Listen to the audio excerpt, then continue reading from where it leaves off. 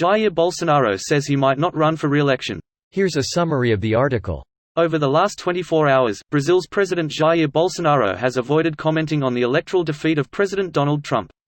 See how the world is. In South America, there are several countries again painted in red. Many times, the president has no way to change, as I would like to happen, the destiny of Brazil. There are people who want the destination to be another, and they may be right, Bolsonaro said on Facebook.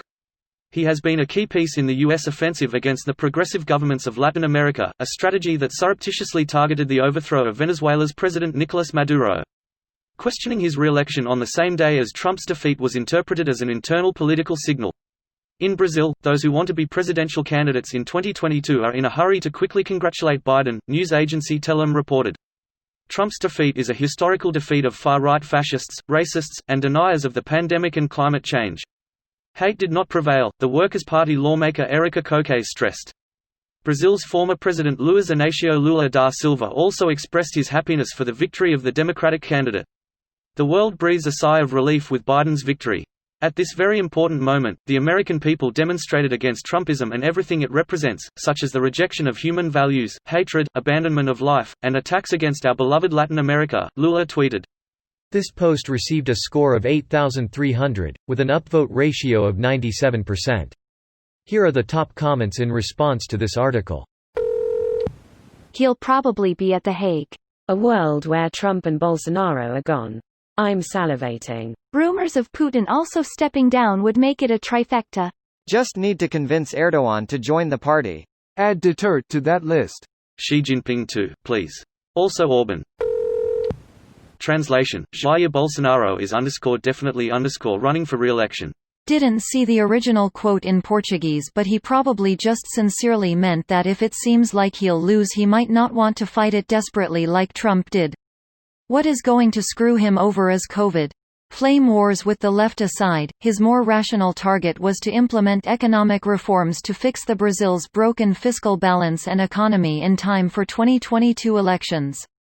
The need for COVID relief has made the fiscal situation irreparable, and his senseless Trumpist rhetorics regarding pandemic control hurt his popularity to some extent, making it harder to pass stuff in Congress.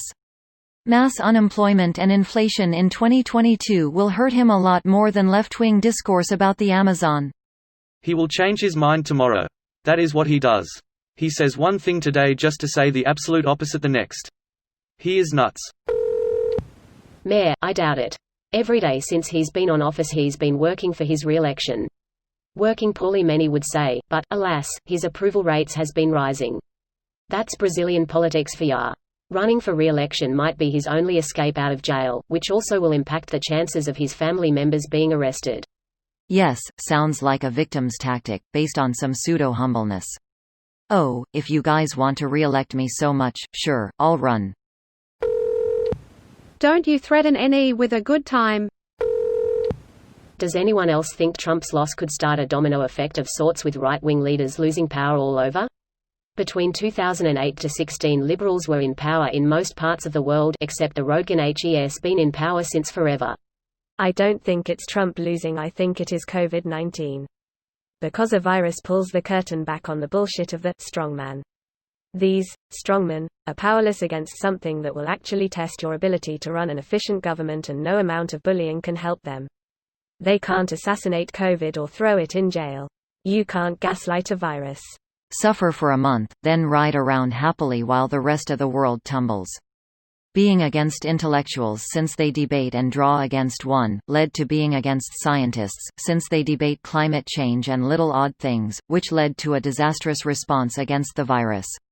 The oh-so-Freedonian bastion of liberty known as the People's Republic of China, which is used to this sort of thing, used its might to throw its weight around, shut down traffic, bit its lip, and snuffed it out. These authoritarians had the premier example of a authoritarian state actually dealing with this thing efficiently, via doing shit that works, and said, nah. This video was automatically created by Reddit to speech.